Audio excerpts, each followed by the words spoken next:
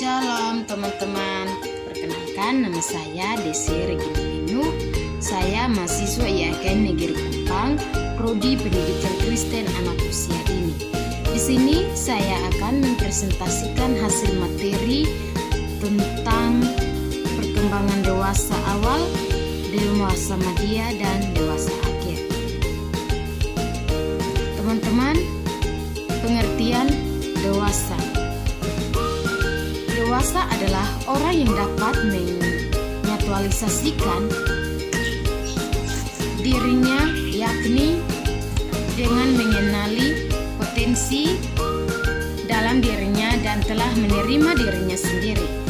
Teman-teman, kita berbicara mengenai kedewasaan itu adalah hal yang sifatnya tidak konstan dan memerlukan proses. Selama hidup, manusia pasti mengalami permasalahan seiring adanya proses pendewasaan diri. Dewasa tidak hanya perihal fisik, melainkan dewasa secara emosi dan sosial. Teman-teman, kita akan masuk dalam ciri khas perkembangan dewasa awal, dewasa media, dan dewasa akhir. Nah, teman-teman, di sini ciri khas perkembangan dewasa awal adalah sebagai berikut. Ada 9 ciri. Yang pertama, usia reproduktif atau biasanya disebut dengan reproduktif age. Masa dewasa adalah masa usia reproduktif. Nah, masa ini ditandai dengan bentuk rumah tangga, tetapi masa ini bisa ditunda dengan beberapa alasan. Karena ada beberapa orang dewasa belum bentuk keluarga sampai mereka mau menyelesaikan dan memulai karir mereka dalam suatu lapangan tertentu. Yang kedua, usia memantapkan letak kedudukan atau sitting down age. Dengan pemantapan kedudukan, teman-teman, seseorang berkembang pula hidupnya secara individual, yang mana dapat menjadi ciri khas seseorang sampai akhir hayat. Nah, situasi yang lain membutuhkan perubahan dalam pola hidup tersebut dalam masa setengah baya atau masa tua, yang dapat menimbulkan kesukaran dan gangguan-gangguan emosi bagi orang-orang yang bersangkutan. Yang ketiga, usia banyak masalah atau problem idea. Teman-teman, masa ini adalah masa yang penuh dengan masalah. Jika seorang tidak siap memasuki tahap ini, dia akan kesulitan dalam menyelesaikan tahap perkembangannya. Persoalan yang dihadapi seperti persoalan pekerjaan atau jabatan, persoalan teman hidup maupun persoalan keuangan, semuanya memerlukan penyesuaian di dalamnya. Yang keempat, usia tegang dalam hal emosi atau emotional vision. Nah, teman-teman, banyak orang dewasa muda dia mengalami yang namanya kegagalan emosi yang berhubungan dengan persoalan-persoalan yang dialaminya seperti persoalan jabatan, perkawinan, keuangan, dan sebagainya. Ketegangan emosional seringkali dinamakan dalam ketakutan atau kekhawatiran. Nah, ketakutan atau kekhawatiran yang timbul ini pada umumnya bergantung pada tercapaiannya penyesuaian terhadap persoalan-persoalan yang dihadapi pada suatu saat tertentu. Yang kelima, masa ketersaingan sosial. Teman-teman, dengan berakhirnya pendidikan formal dan terjunnya seseorang ke dalam pola kehidupan orang dewasa, yaitu karir, perkawinan, dan rumah tangga, berhubungan dengan teman-teman kelompok sebaya semakin menjadi renggang dan berbarengan dengan itu keterlibatan dalam kegiatan kelompok di luar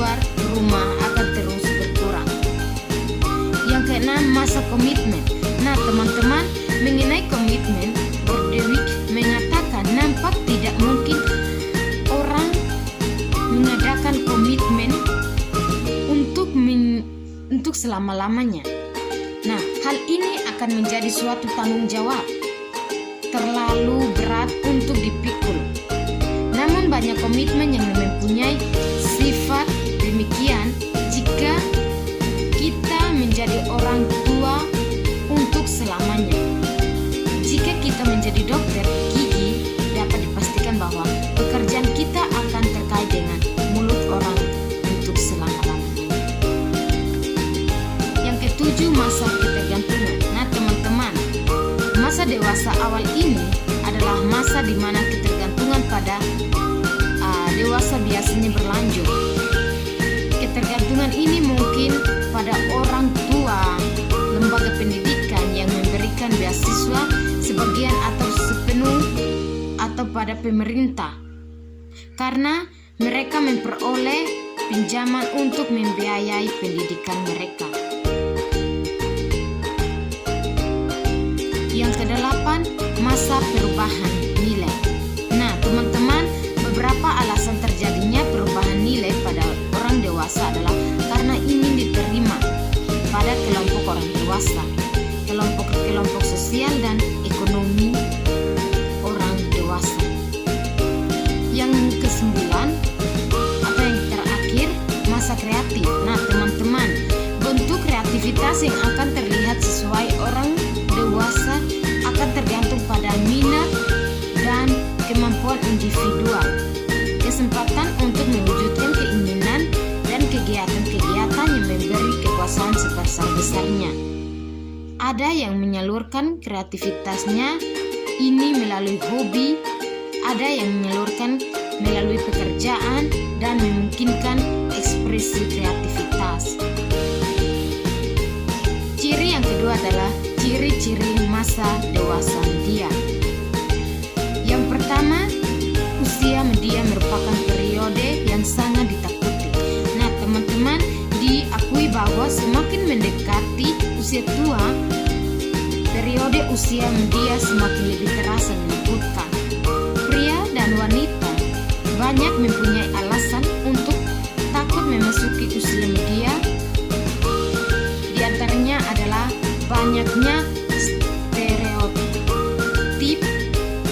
yang tidak menyenangkan tentang usia media, yaitu kepercayaan tradisional tentang kerusakan mental dan fisik yang diduga disertai dengan berhentinya reproduksi. Yang kedua, usia media merupakan masa transisi. Nah, teman-teman, usia ini dia merupakan masa transisi seperti halnya masa puber, yang merupakan masa transisi dari masa kanak-kanak ke masa remaja. Nah, di mana pria dan wanita meninggalkan ciri-ciri jasmani dan perilaku, masanya akan memasuki periode dalam kehidupan yang akan diliputi ciri-ciri jasmani dan perilaku baru. Yang ketiga, usia media adalah masa stres.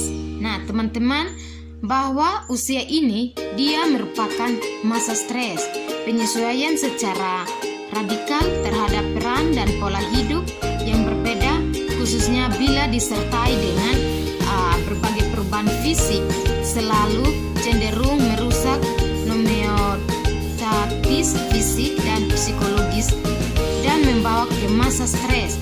Nah, suatu masa bila sejumlahnya penyesuaian yang pokok harus dilakukan di rumah, bisnis, dan aspek sosial kehidupan mereka. Yang keempat, usia media adalah usia yang berbahaya.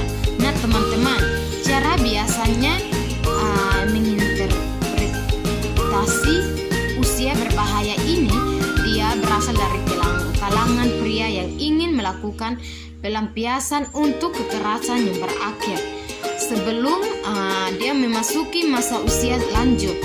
Nah teman-teman, usia media dapat menjadi dan merupakan berbahaya dalam beberapa hal lain juga. Nah, saat ini dia merupakan suatu masa di mana seseorang mengalami kesusahan fisik sebagai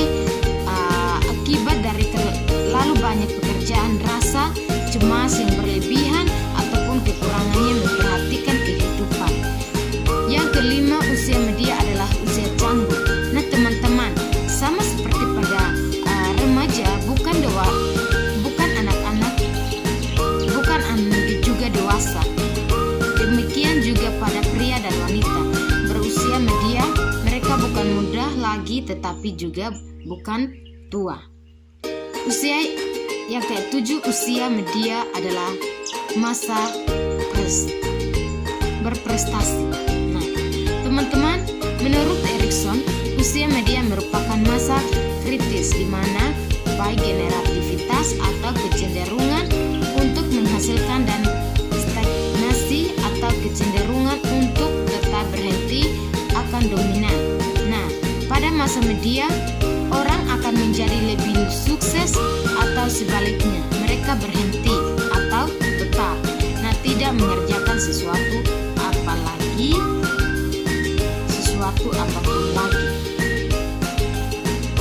Yang ke-7, usia media adalah masa evaluasi. Nah, teman-teman, pada masa ini umumnya manusia mencapai puncak prestasinya. Maka sangatlah logis jika pada masa ini juga merupakan saat yang pas untuk mengevaluasi prestasi tersebut berdasarkan aspirasi mereka semula dan harapan-harapan orang lain, khususnya teman dan keluarga-keluarga dekat. Yang ke-8, usia media dievaluasi dengan standar ganda. Nah, teman-teman, bahaya bahwa pada masa ini dievaluasi dengan standar ganda, satu standar bagi pria dan satu standar bagi wanita. Walaupun perkembangannya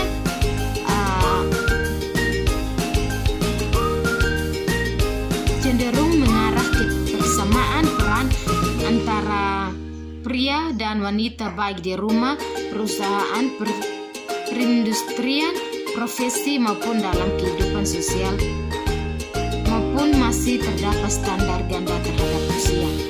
Yang ke-9, usia media merupakan masa sepi. Nah, teman-teman, di mana masa ketika anak-anak tidak lagi tinggal bersama orang tua. Contohnya, anak akan yang mulai beranjak dewasa, yang telah bekerja dan tinggal di luar kota, sehingga orang tua yang terbiasa dengan kehadiran mereka di rumah akan merasa kesepian dengan kepergian mereka. Yang ke-10, usia media merupakan masa jenuh. Nah, teman-teman, banyak pria atau wanita yang memasuki masa ini mengalami kejenuhan yakni pada sekitar usia 40 akhir. Nah, pria merasa jenuh dengan kegiatan rutinitas sehari-hari dan kehidupan keluarga yang hanya sedikit memberi hidup. Yang wanita, dia menghabiskan waktunya untuk memelihara rumah dan membesarkan anak-anak mereka, sehingga ada merasa kehidupannya tidak ada variasi dan menuntut yang membuat mereka merasa jenuh. Yang ketiga, ciri-ciri dewasa akhir. Nah, teman-teman, yang pertama adanya periode penurunan atau kemunduran yang disebabkan oleh faktor fisik dan psikologis. Yang ketiga, perbedaan individu dalam efek penilaian. Ada yang menganggap periode ini sebagai waktunya untuk bersantai dan ada pula yang menganggapnya sebagai hukum. Yang ketiga, ada stereotip mengenai usia lanjut yang menggambarkan masa tua tidaklah menyenangkan. Dan yang keempat, sikap sosial terhadap usia lanjut. Kebanyakan masyarakat menganggap orang berusia lanjut tidak begitu dibutuhkan karena energinya sudah lemah. Tetapi ada juga masyarakat yang masih menghormati orang yang berusia lanjut, terutama yang dianggap berjasa bagi masyarakat sekitar. Yang kelima, mempunyai status kelompok minoritas. Adanya sikap sosial yang negatif tentang usia lanjut. Yang keenam, adanya perubahan peran. Nah, teman-teman, karena tidak dapat bersaing lagi dengan kelompok yang muda. Yang ketujuh, penyesuaian diri yang buruk. Karena timbul adanya konsep diri yang negatif disebabkan oleh sikap sosial yang tinggi. Yang kedelapan, ada keinginan untuk menjadi muda, kembali, lancar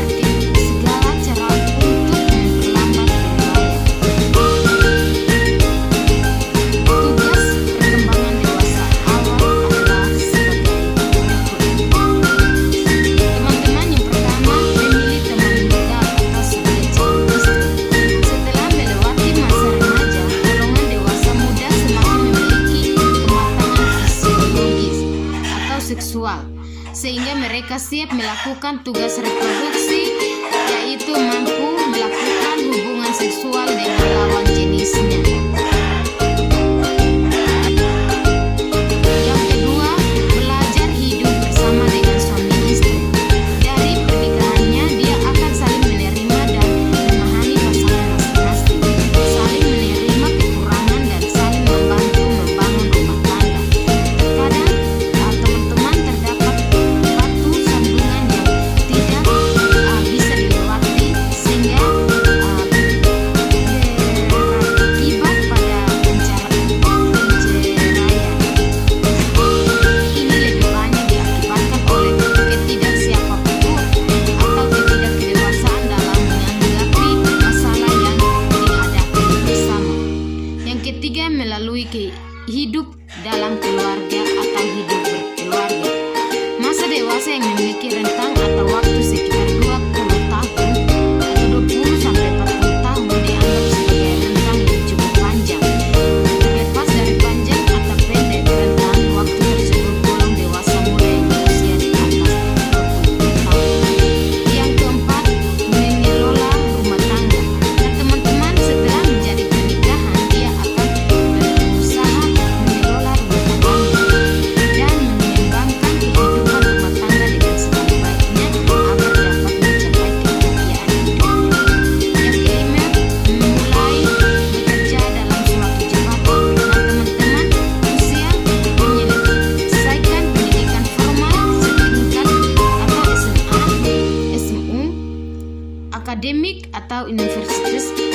Umumnya dewasa muda memasuki dunia kerja guna menerapkan ilmu dan keahliannya.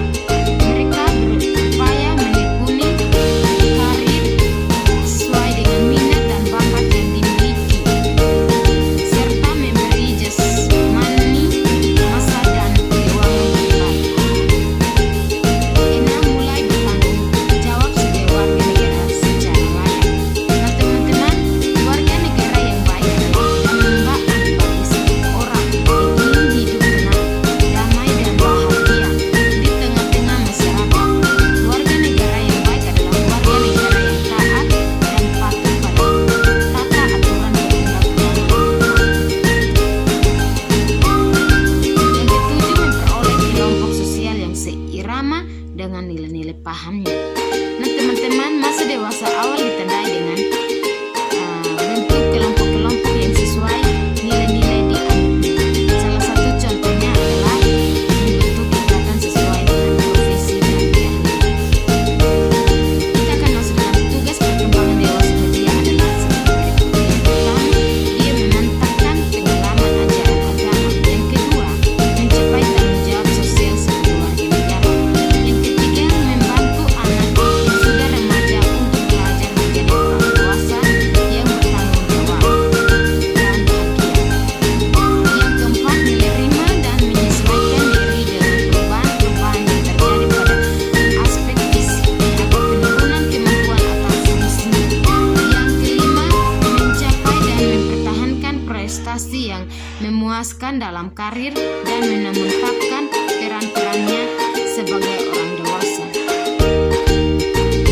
Tugas perkembangan dengan dewasa akhir adalah sebagai berikut. Yang pertama, menciptakan kepuasan dalam keluarga sebagai tempat tinggal di hari tua. Yang kedua, menyesuaikan hidup dengan penghasilan sebagai pensiunan. Yang ketiga, membina kehidupan rutin yang menyenangkan. Yang keempat, saling merawat sehingga suami istri. Yang kelima, mampu menghadapi kehilangan atau keberhentian. Pasangan dengan sikap yang positif atau janda atau duda. Melakukan hubungan dengan anak-anak dan cucu. Ketujuh, menemukan arti hidup dengan nilai moral yang tinggi. Kita akan masuk dalam perkembangan fisik dewasa awal, dewasa media, dan dewasa akhir adalah sebagai berikut. Yang pertama, perubahan fisik pada masa dewasa awal. Kebanyakan orang dewasa awal berada di puncak kesehatan. Nah, kekuatan, energi, dan daya tahan serta puncak fungsi sensori dan motorik pada masa dewasa awal ini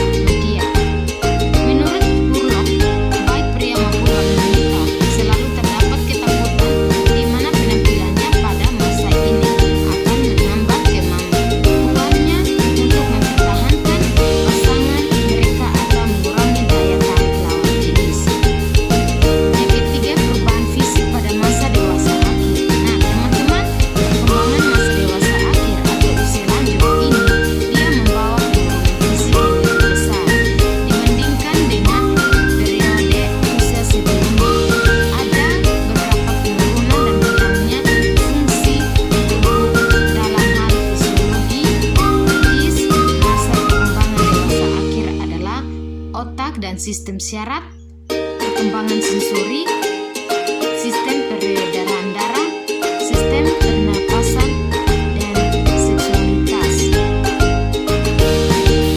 Kita akan masuk dalam perkembangan kognitif pada dewasa awal, dewasa media, dan dewasa akhir adalah seperti ini.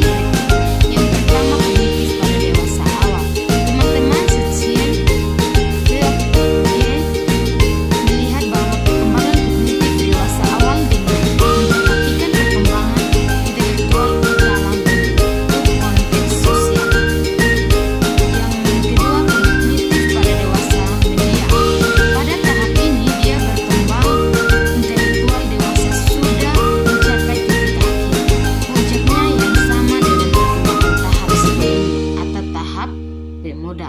Yang ketiga, kognitif pada dewasa akhir. Nah, teman-teman, pada umumnya orang percaya bahwa proses belajar memori dan intelijensi mengalami kemerosotan bersamaan dengan terus bertambahnya usia.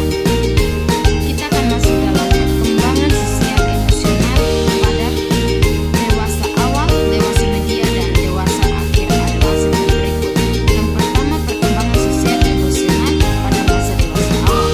Nah, teman-teman, perkembangan sosial masa dewasa awal adalah puncak dari perkembangan sosial masa dewasa. Nah, masa dewasa awal terjadi peralihan pandangan egosentris menjadi sikap yang empati. Yang kedua, perkembangan sosial atau emosional pada masa dewasa tengah atau media. Nah, masa dewasa media merupakan periode yang ditakuti dilihat dari seluruh kehidupan manusia. Masa dewasa media merupakan masa transisi di mana pria dan wanita meninggalkan ciri-ciri jasmani dan perilaku masa dewasanya dan memasuki suatu periode dalam kehidupan dengan ciri-ciri jasmani dan perilaku yang baru. Masa dewasa media adalah masa yang berprestasi menurut Erikson. Selama usia media ini, orang akan menjadi lebih sukses atau sebaliknya, mereka berilmu. Pada masa dewasa media ini, perhatikan terhadap agama lebih besar dibandingkan dengan sebelumnya, dan kadang-kadang minat dan perhatiannya terhadap agama ini dilandasi kebutuhan pribadi dan sosial. Yang ketiga, perkembangan sosial emosional pada masa dewasa akhir. Memasuki masa tua sebagian besar lanjut usia kurang siap menghadapi dan menyikapi masa tua tersebut, sehingga menyebabkan para lanjut usia kurang dapat menyesuaikan diri dan memecahkan masalah yang dihadapinya. Kita akan masuk dalam indikasi perkembangan dewasa dalam dunia pendidikan dan kerja karir adalah pendidikan orang dewasa. Teman-teman telah dirumuskan dan diorganisasikan secara sistematis sejak tahun 1920. Pendidikan orang dewasa menurut Panen dirumuskan sebagai suatu proses yang membuka